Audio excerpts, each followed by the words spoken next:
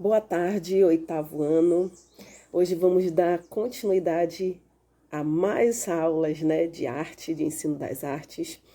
Hoje a gente vai continuar no nosso segundo bloco, do nosso livro, do segundo assunto do segundo bimestre. E nós vamos para a página 5 hoje, tá? Página 5, lembrando que nós estamos falando sobre arte e ambiente. Página 5, ó. Tá, de vocês, não esquecendo aqui embaixo, tá, a parte roxinha, lilás. Hoje nós vamos falar sobre um artista muito conhecido e que trabalha com a questão ambiental, porque ele trabalha muito utilizando lixo, aquilo que seria jogado fora, que não serviria para mais nada, que é o Vicky Muniz, tá? Então, hoje o nosso assunto é arte e lixo reciclável. Tá? Então, nós vamos falar sobre esse artista maravilhoso aí, que transforma coisas que nós não daríamos nada em coisas maravilhosas, tá bom? Transforma isso tudo em arte. E aí, a nossa página 5 começa com uma imagem do Vicky Muniz, tá? Ele tá ao redor da sua obra, né? E a gente vai conhecer um pouquinho sobre esse artista, tá? Vicky Muniz, começando a leitura, tá, do nosso assunto. Vicky Muniz é um artista plástico brasileiro conhecido por empregar elementos não convencionais para realizar suas obras, como lixo reciclável, componentes plásticos, refugos industriais, geleia, açúcar, chocolate, etc. Então, ele não usa só lixo, tá, gente? Ele usa elementos que não são convencionais. Digamos, o que seria convencional a gente utilizar numa obra de arte? Tinta, pincel, tela, né? E ele utiliza outros elementos. Açúcar, chocolate, geleia, lixo sim, restos de material, de construção, tudo aquilo que de fato pode não servir para alguns, mas ele utiliza isso de maneira criativa e artística, tá? Depois de cursar publicidade e propaganda em São Paulo, Vicky Muniz passou a viver em Nova York, onde exerceu diversas atividades até se consolidar como artista plástico, quando começou a produzir trabalhos de efeitos visuais curiosos, representando imagens com materiais como arame, ketchup, gel de cabelo, entre outros. Tá vendo como eu falei? Materiais, diversos. Ele fez trabalhos inusitados. A cópia da Mona Lisa de Leonardo da Vinci, por exemplo, usando geleia e pasta de amendoim como matéria-prima, tá? Então, aí você tem a imagem aqui na sua página 5, né? Ó, aqui, tá, gente? Ó, tá? Ele reproduziu a imagem de Mona Lisa de Leonardo da Vinci, ó, com geleia e pasta de amendoim. Tá? Isso, na verdade, seria uma releitura, uma recriação da obra, tá? É você pegar uma obra já conhecida e dar uma nova cara, uma nova vida àquela obra, mas de acordo com o seu estilo, com aquilo que você... Eu costumo dizer assim, releitura, você pega uma obra que já existe e aí você modifica algo nela que venha combinar com o teu jeito, com o teu estilo de ser, de pensar. E aí, como ele trabalha com materiais inusitados, ele fez uma recriação.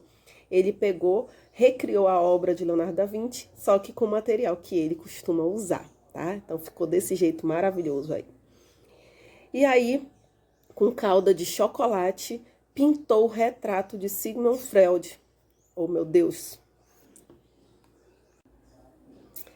Aí tem aqui, o artista também se dedicou a fazer trabalhos de maior porte, como aqueles que formam a série Imagens das Nuvens.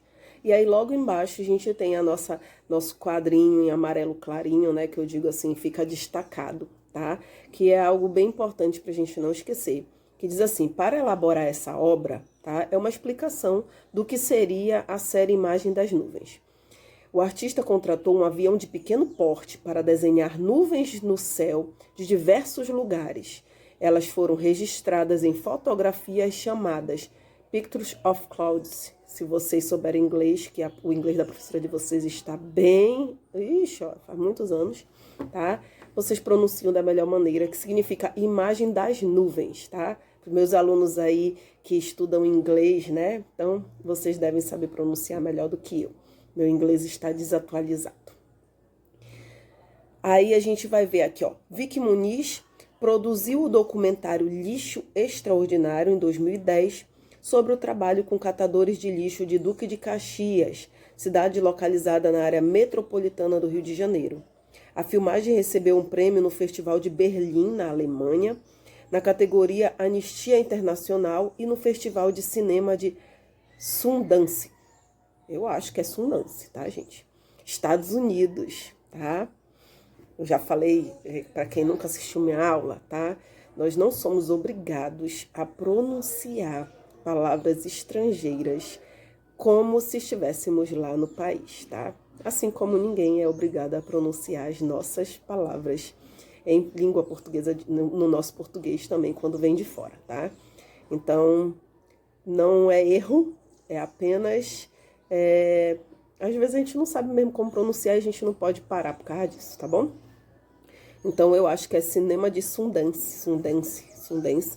Vamos aí aos meus alunos, ajuda dos universitários aí, dos alunos que estão conectados na aula de inglês, porque a gente tem muitos termos, tá, em inglês aqui nessa nossa página. Nos Estados Unidos, tá? E aí eu quero falar para vocês um pouquinho sobre esse lugar, né? Porque a gente está falando da questão do documentário. Se você procurar também no YouTube, tem esse documentário Lixo Extraordinário, tá? Se você se interessar em conhecer um pouquinho mais sobre esse trabalho que o Vicky Muniz realizou. E aí a gente fala assim, mas sim, ele falou sobre a vida dos catadores. Gente, nós temos na nossa região um lugar chamado, que hoje está desativado, mas que era o Lixão do Aurá, né?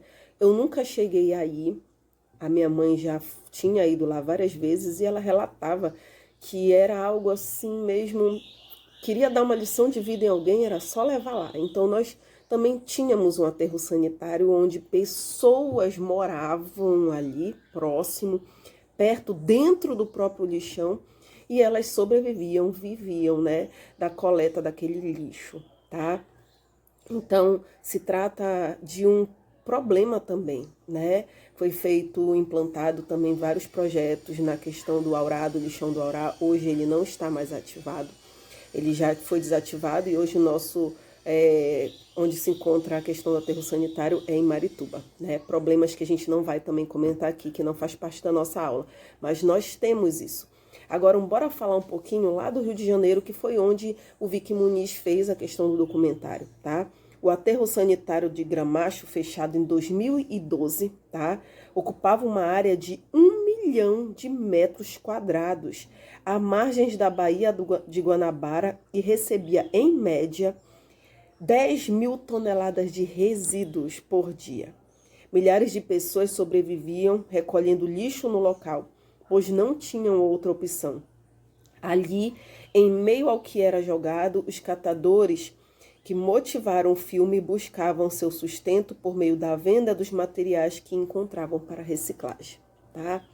Então aqui entra a importância que eu falei até no início desse nosso assunto do segundo bimestre, a importância da gente separar lixo, a importância da gente selecionar esse material, né? Da gente procurar até locais, pessoas que trabalham com a reciclagem já de lixo. Existem cooperativas que trabalham, porque a gente imagina quanto de lixo que poderia ser reciclado e que estava no meio de lixo que não tinha como mais ser reciclado, né? Porque a gente sabe que tem a diferença. O plástico eu reciclo, mas o resto de alimento eu não reciclo. E isso tudo a gente costuma misturar na mesma sacola, né? É algo que a gente ainda precisa trabalhar muito. E que se a gente separar, ele pode ser reaproveitado de outra maneira, tá? Então esse foi um trabalho que o Vicky Muniz realizou nessa comunidade e que levou as pessoas a perceberem o quanto de material poderia ser aproveitado de uma outra maneira, né? Então já imaginou 10 mil toneladas de resíduos diários. Quanto dessa tonelada não poderia ter sido evitado de ser jogado lá, né? Hoje a gente sabe, muitos estudos, muitas pessoas, muitos vídeos, em tudo quanto é lugar a gente já sabe. A gente só não faz se a gente não quiser. Por exemplo, você pode descascar uma batata e se você tiver quintal, se você tiver planta, eu tenho quintal, eu tenho árvores frutíferas na minha casa, no meu quintal. Então, em vez de eu jogar a casca da batata, a casca da cebola no lixo fora para ser mais um acúmulo, né, para quando o lixeiro passar, eu posso jogar no meu quintal, fazer adubo. Tem várias formas. Garrafa de vidro eu não jogo fora, né? Garrafa de vidro eu não jogo pro lixeiro levar. Eu separo, eu guardo, eu pego as que me interessam, as que eu acho mais bonitinhas. Às vezes eu olho até pela rua e saio catando garrafa de vidro na rua, né? Quando eu vejo que aquela garrafa ela pode ser utilizada, eu posso pintar, eu posso decorar, eu posso transformar ela num objeto até de decoração, eu acabo arrastando aquela garrafa para dentro da minha casa e separei até um local só para isso. Então são formas da gente evitar, porque o vidro ele não vai se desfazer assim, o plástico também não. Então, se a gente puder começar a separar o lixo na nossa casa, não custa nada. Eu vou tomar refrigerante, as garrafas são PET, então bora botar tudo só numa sacola. Ah, esvaziou o vidro de que boa, esvaziou o vidro de amaciante, esvaziou o vidro do desinfetante, bora colocar tudo na mesma sacola, né? Junto com as PETs, são garrafas, são plásticos, bora começar a colocar assim. Ah, eu abri uma lata, ou vamos dar preferência para as coisas de caixinha que hoje em dia vendem no supermercado, mas não bora procurar selecionar na hora de jogar o lixo fora. Ah, professora, eu não tenho quintal, então jogue o resto de comida, o resto de alimento, sobras, tudo numa sacola separada, né? Vamos evitar que isso se torne cada vez mais, digamos assim, a gente não consegue mudar o mundo todo de uma vez, mas a gente consegue mudar as nossas atitudes, nós como pessoas. Não me interessa se todo mundo não faz dessa forma, mas se eu começar a fazer, se você começar a fazer, se mais alguém, se todos os meus alunos que estão me assistindo agora, nesse momento, começarem a fazer dessa forma, olha quantas pessoas vão ser fazendo algo diferente, não é mesmo? Então, bora começar por nós, para que a gente consiga, dessa forma, fazer algo diferente para preservar o ambiente em que a gente vive. Uma prova disso é nesse meio aí que nós estamos, dessa pandemia, está sendo provado que nós mesmos acabamos destruindo, poluindo o nosso meio ambiente, né? O ambiente ficou melhor, apesar de estarmos com a questão da doença, mas o nosso ambiente provado nas reportagens, tudo que tem sido mostrado, que o ambiente o ar está mais limpo, né? Os rios estão mais limpos. Então, é uma forma de mostrar que nós precisamos rever a maneira em que temos tratado e cuidado do nosso ambiente, tá bom? E aí, vamos voltar para cá. Eu preciso falar, né? Um pouquinho, senão não sou eu.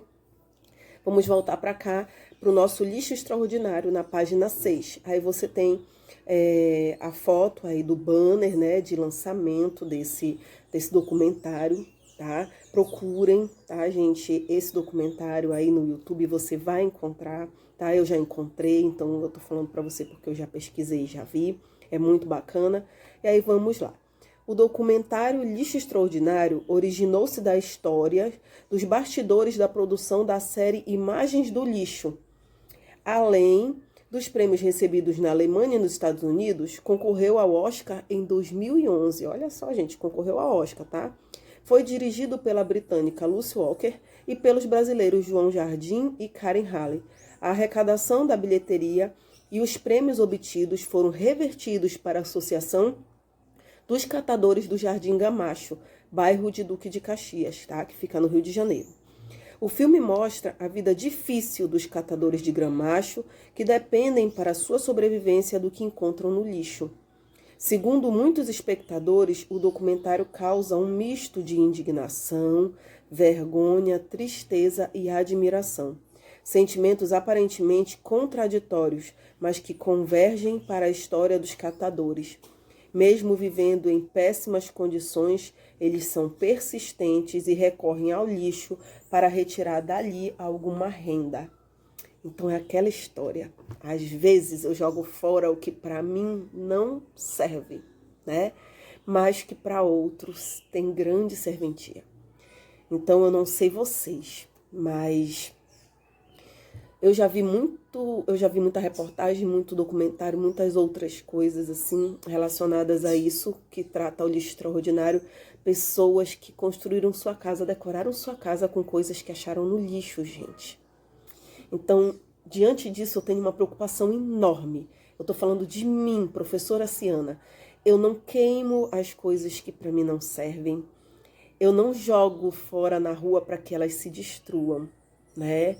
Se alguma coisa não serve para mim, mas ela ainda está boa para ser usada, seja roupa, seja eletrodoméstico, seja objetos mesmo como cama, colchão, qualquer coisa parecida, eu não jogo fora, como a gente vê muito por aí, pessoas jogarem sofá pelas esquinas das ruas, pelas ruas, pelos canteiros, cama, colchão, né? Tem gente que diz mesmo, não, eu prefiro jogar fora. Não, aí você joga, polui o meio ambiente, destrói, aquilo fica destruído, não serve para nada, não serve para ninguém.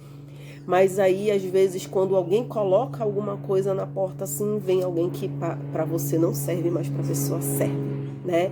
Então, eu já vi muitos documentários assim, de pessoas que construíram e fizeram a decoração da sua casa só com objetos achados no lixo. Então, eu tiro por mim nessa situação, então eu costumo doar, né? Ah, eu tenho uma cama, não me serve mais? O avião tá passando aqui, não tem como não gravar a aula, né, gente? Então, me perdoem, mas é assim mesmo. O avião passando mesmo, tá?